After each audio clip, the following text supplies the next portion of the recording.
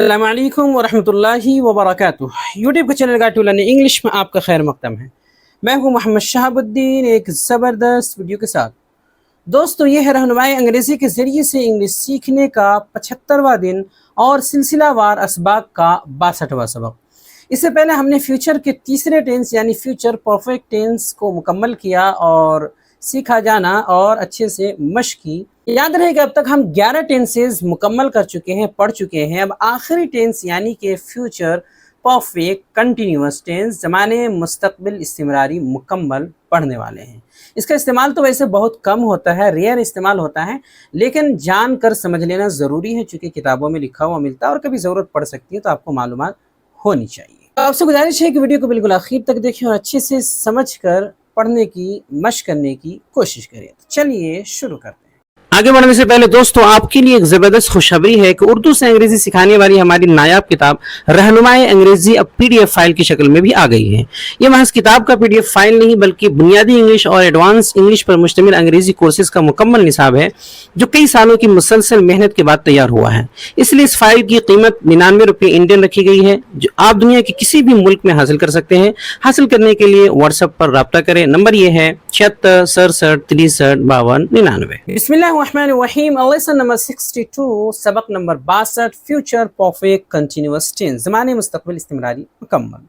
तो जैसा कि तमहीद आपको मालूम ही है कि ये तमाम टेंसेज यानी जो एक्टिव वॉइस के टेंसेज थे, 12 टेंसेज थे, वो तमाम के तमाम तकरीबन मुकम्मल हो चुके हैं। अब ये आखिरी बच गया है फ्यूचर परफेक्ट कंटिन्यूअस टेंस, ज़माने मुस्तकबिल इस्तिमरारी मुकम्मल।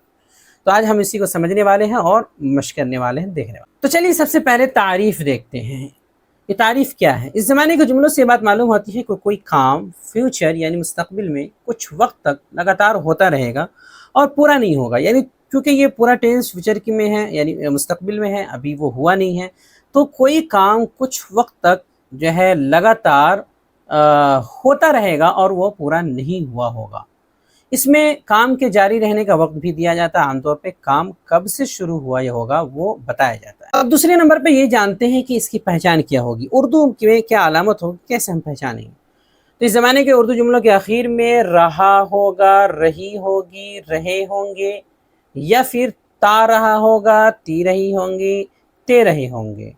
ये इस जैसी अलामत, इस जैसी पहचान होगी। ये देखिए एक अलामत जो है रहा होगा, रही होगी, ये तो बिल्कुल हूबहू फ्यूचर कंटिन्यूअस जैसी अलामत है। जो अलामत वो उसकी थी वही अलामत यहाँ भी है, रहा होगा, रही होगी, रही होंगे। तो इसमें फ़र्क कैसे होगा? तो फ़र्क करने के लिए आपको याद रखना है कि इसमें आमतौर पे टाइम होता है, वक्त कब से ये काम शुरू हुआ या होगा ये बताया जाता है, तो टाइम से ही फ़र्क करेंगे।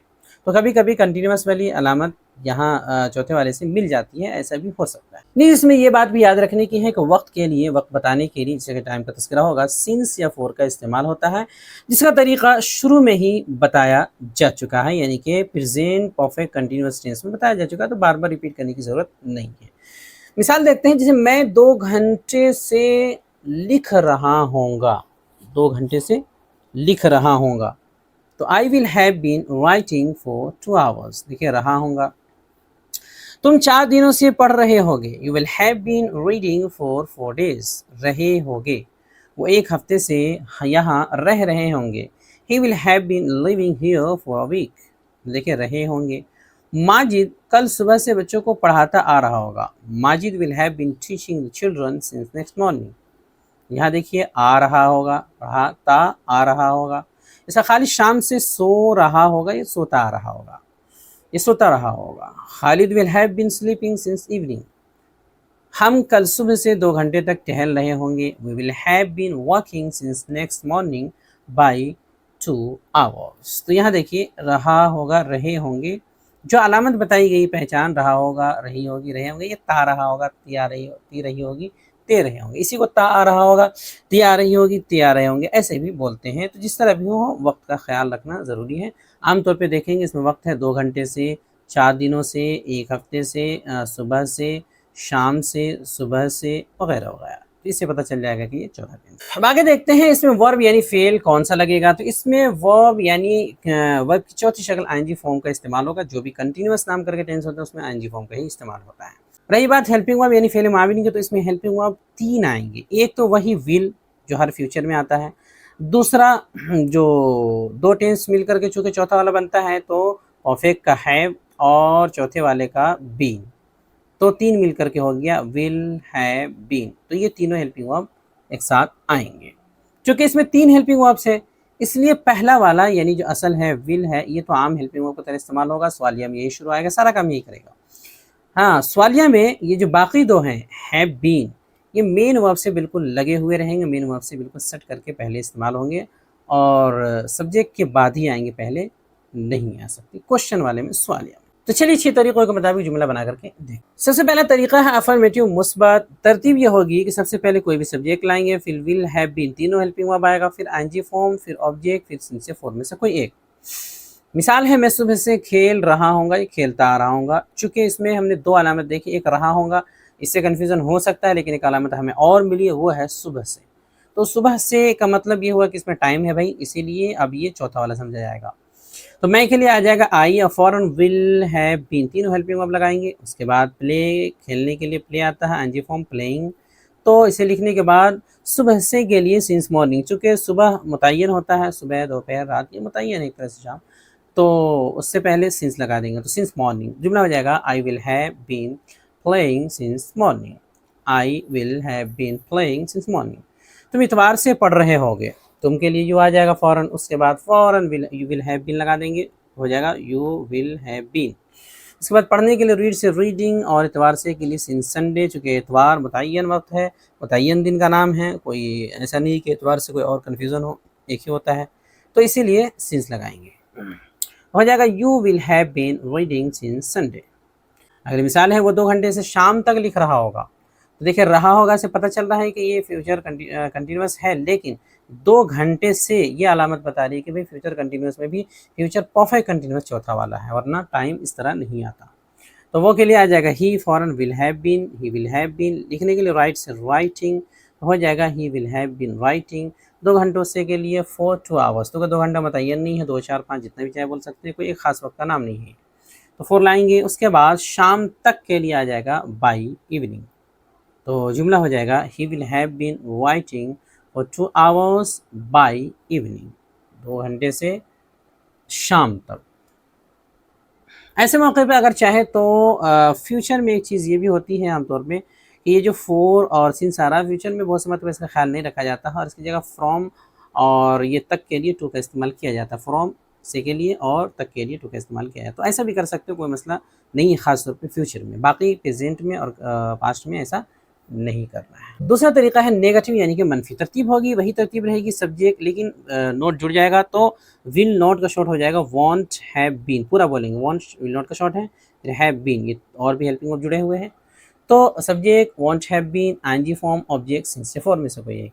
मैं सुबह से नहीं खेल रहा हूँ, मैं के लिए आई फॉरन won't have been, I won't have been. खेलने के लिए प्ले से playing, I won't have been playing. सुबह से के लिए सिंस मॉर्निंग। देखिए यहाँ असल में होना चाहिए सिंस मॉर्निंग और सिंस मॉर्निंग ही लिखा गया है, ये बस ये सेटिंग में यहाँ पे ऐसी गड़बड़ी होगी, स्पेस देना यहाँ रहेगी जिसकी वजह से आगे पीछे हो गया है। तो किताब में तो ये गड़बड़ी हो गई है, अंदर सही कर दिया जाएगा। पीडीएफ फाइल में जो है इसकी इस्लाह कर दी गई है, तो पीडीएफ फाइल से अगर आप पढ़ रहे हैं तो आप देख सकते होंगे वहाँ कि ये सही कर दिया गया है। तो जुमला हो जाएगा I won't have been playing since morning. पहला तरीका है तीसरा इंट्रोगेटिव अफर्मेटिव सवालिया। मुस्बत तरतीब क्या रहेगी, सबसे पहले विल, चूँकि सवालिया है तो शुरू में विल, लेकिन 2-3 हेल्पिंग वर्ब है तो अगले जो 2 हेल्पिंग वर्ब और हैं उसको बाद में लाएंगे। विल के बाद सब्जेक्ट आ जाएगा, फिर दूसरे 2 हेल्पिंग वर्ब हैव बीन आएंगे, फिर आईएनजी फॉर्म, फिर ऑब्जेक्ट इनसे फॉर में से कोई है। क्या मैं सुबह से खेल रहा हूँगा, चूँकि सवालिया है इससे शुरू में ही आपको विल लाना है, विल, उसके फ़ौरन बाद I will I, have been दूसरे हेल्पिंग वर्ब्स, खेलने के लिए प्लेइंग, सुबह से के लिए सिंस मॉर्निंग, तो will I have been playing since morning, will I have been playing since morning. अगला और चौथा तरीका इंट्रोगेटिव नेगेटिव सवालिया मनफी। इससे हम पिछले वाले की तरह सिर्फ इसमें नोट का मसला है, नेगेटिव है ये, तो विल नोट से वॉन्ट कर देंगे। तो शुरू में सबसे पहले वॉन्ट आ जाएगा, उसके बाद सब्जेक्ट है, फिर हैव बीन दूसरे helping verb, ING form, objects इनसे फॉर्म में से कोई एक। मिसाल है क्या मैं सुबह से नहीं खेल रहा हूँ या नहीं खेलता आ रहा हूँ, चूँकि सुबह से का लफ्ज़ आ गया है, समझ जाइए कि ये चौथे वाले की बात हो रही है। तो सवालिया भी है ये मनफी भी है, दोनों चीज़ें हैं। तो विल नॉट का शॉर्ट शुरू में आ जाएगा वॉन्ट, उसके बाद आए सब्जेक्ट आ जाएगा वॉन्ट आई, फिर दूसरे 2 हेल्पिंग वर्ब हैव बीन दोनों लगा देंगे, वॉन्ट आई हैव बीन, उसके बाद खेलने के लिए प्लेइंग और सुबह से के लिए सिंस मॉर्निंग। तो जुमला हो जाएगा won't I have been playing since morning, won't I have been playing since morning. पांचवा तरीका है interrogative affirmative double H family, सवाल मुस्बत वाला डबल एच फैमिली, यानी कि सवाल होगा डबल एच के अंदाज में, डबल एच के जरिए से मुस्बत अंदाज में। तरतीब क्या है, सबसे पहले डबल एच वर्ड लाना है, फिर विल फॉरन हेल्पिंग वर्ब एक लाना है, उसके बाद सब्जेक्ट, फिर बाकी जो हेल्पिंग वर्ब्स हैं हैव बीन वो लाना है, फिर NG form object simple form इसको एक। मिसाल है मैं सुबह से क्यों खेल रहा हूँगा, मैं सुबह से क्यों खेल रहा हूँगा, तो फ़ौरन क्यों के लिए वाई आ जाएगा, उसके फ़ौरन बाद will, why will subject helping verb जो डबल एच होता है उसके फ़ौरन बाद विल लाते हैं। उसके बाद सब्जेक्ट यानी मैं के लिए आई, वाई विल आई, उसके बाद दूसरे helping verb have been, why will I have been, फिर असल फेल यानी प्लेइंग और सुबह से के लिए सिंस मॉर्निंग, तो हो जाएगा why will I have been playing since morning, why will I have been playing since morning. अगला और छठा बल्कि आखिरी तरीका है interrogative negative double H family, सवाल मनफी में डबल एच फैमिली, ऐसा जुमला जिसमें मनफी अंदाज में सवाल हो, डबल एच के जरिए से सवाल हो। तो देखिए सबसे पहले डबल एच वर्ड लाएंगे, उसके बाद विल नॉट का शॉर्ट वांट लाएंगे, फिर सब्जेक्ट, फिर हैव बीन, वो उसके बाद आईएनजी फॉर्म, उसके बाद ऑब्जेक्ट, फिर सिंपल फॉर्म से कोई। मिसाल है मैं सुबह से क्यों नहीं खेल रहा हूँ या क्यों नहीं खेलता आ रहा हूँ, एक ही बात है। तो सबसे पहले क्यों के लिए वाई आ जाएगा, उसके फ़ौरन बाद वांट लगाएंगे, विल नॉट का शॉर्ट वाई वांट, मैं के लिए आई, वाई वांट आई, फ़ौरन have been, why won't I have been, उसके बाद असल फेल खेलने के लिए प्लेस प्लेइंग, और सुबह से के लिए फिर सिंस मॉर्निंग लिख देंगे। तो जुमला हो जाएगा why won't I have been playing since morning, why won't I have been playing since morning, मैं सुबह से क्यों नहीं खेल रहा हूँ या नहीं खेलता आ रहा हूँ। तो अल्हम्दुलिल्लाह हमारे तमाम तरीक़े मुकम्मल हो चुके हैं, बल्कि टेंसेस जो एक्टिव वॉइस के 12 टेंसेस वो भी सब मुकम्मल हो चुके हैं। यहाँ पे नोट के तौर पे एक बात है कि जैसे कि मैंने पहले भी बताया था कि इस टेंस का इस्तेमाल बहुत कम होता है, इसलिए बाज़ लोग पढ़ाते भी नहीं है इसको, सोचते हैं इस्तेमाल ही नहीं हो तो पढ़ाने की ज़रूरत ही क्या है। लेकिन चूँकि कभी-कभी तर्जुमा में ज़रूरत पड़ जाती है, किताबों में आता है, तो मालूमात होनी चाहिए, वरना तर्जुमा नहीं कर पाएंगे। जदीद अंग्रेज़ी में इस टेंस का माना अदा करने के लिए इस तरह लिखते हैं, यानी कि जदीद अंग्रेज़ी में, मॉडर्न इंग्लिश में इसी माना को अदा करने के लिए तरीका बदल देते हैं। तो उसका एक स्ट्रक्चर है, वो देख लेते हैं, बाकी तर्जुमा वही होगा। तरतीब क्या रहेगी, स्ट्रक्चर क्या बनेगा, सबसे पहले एक सब्जेक्ट लाते हैं और फिर विल लाते हैं, फ्यूचर इंडेफिनिट से बनाते हैं, उसके बाद विल के बाद चूँकि फ्यूचर इंडेफिनिट में वर्ब वन आता है तो कंटिन्यू लाते हैं, कंटिन्यू के बाद टू लगा करके कोई वर्ब वन लाते हैं, उसके बाद ऑब्जेक्ट, फिर सिंपल फॉर्म में से कोई एक। तरीका वही है, बस जो है 20 से थोड़ी-सी इसमें तब्दीली की गई है। तरीका तकरीबन वही है, जो थोड़ी भी इसमें परेशानी हो सकती थी उसको ख़त्म किया गया है। तो सब्जेक्ट विल प्लस कंटिन्यू, फिर टू, फिर वर्ब वन, फिर ऑब्जेक्ट, फिर सिंपल फॉर्म इसको है। जैसे मिसाल के तौर पे हर एक के 6 तरीके बता देते हैं ताकि समझ में आ जाएगा। जैसे मैं सुबह से खेल रहा हूँगा, I will continue to play since morning, यहाँ पे एनजी नहीं आएगा। मैं सुबह से नहीं खेल रहा हूँगा, I won't continue to play since morning. उसके बाद क्या मैं सुबह से खेल रहा हूँगा, will I continue to play since morning. क्या मैं सुबह से नहीं खेल रहा हूँगा, won't I continue to play since morning. मैं सुबह से क्यों खेल रहा हूँगा, why will I continue to play since morning. मैं सुबह से क्यों नहीं खेल रहा हूँगा, why won't I continue to play since morning. जैसे कि हमने बताया कि तर्जुमा वही है जो ऊपर के 6 तरीक़ों में तरतीब से हैं, और अलग से कुछ करने की ज़रूरत नहीं, बस ये आसान कर दिया। अब चूँकि एक्टिव वॉइस के तमाम टेंसेस 12 टेंसेस मुकम्मल हो चुके हैं, तो अब आइंदा हम थोड़ा-सा इसको समझने के बाद, वो चीज़ें ज़रूरी चीज़ जानने के बाद सब की मश्क करेंगे, फिर इज्तिमाई मश्क करेंगे, फिर मिला-जुला करके मश्क करेंगे। इस तरह जो है मुख्तलिफ़ तरीक़ों से मश्क करने की कोशिश करेंगे। जब तक इत्मीनान ना हो जाए तब तक हम कुछ न कुछ नए तरीक़े पे मश्क करते रहेंगे, फिर जा कर के हम आगे असबाब में बढ़ेंगे। तो जैसा कि मालूम है कि गर्दान होती है हर टेंस की, तो कंजुगेशन गर्दान इसकी भी ले लेते हैं गो से, गोइंग से। तो हो जाएगा I will have been going, I won't have been going, will I have been going, won't I have been going, why will I have been going, why won't I have been going. We will have been going, we won't have been going, have we will have been going, won't we have been going, why will we have been going, why won't we have been going. उसके बाद है you will have been going, we won't have been going, will you have been going, won't you have been going, why will you have been going, why won't you have been going. They will have been going, they won't have been going, will they have been going, won't they have been going, why will they have been going, why won't they have been going. He will have been going, he won't have been going, will he have been going, won't he have been going, why will he have been going, why won't he have been going. She will have been going, she won't have been going, will she have been going, won't she have been going, why will she have been going, why won't she have been going. It will have been going, it won't have been going, will it have been going, won't it have been going, why will it have been going, why won't it have been going.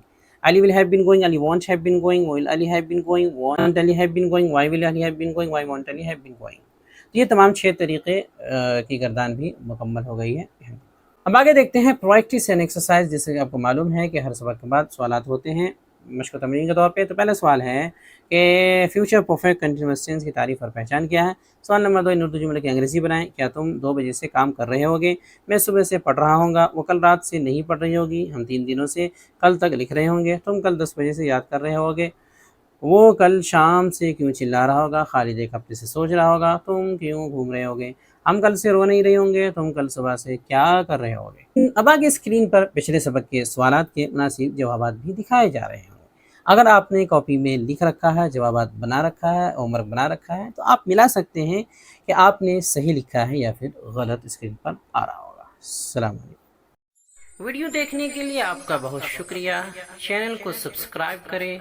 Screen पे आ रही ये video ज़रूर देखें। अस्सलाम वालेकुम वरहमतुल्लाहि वबरकातुहू।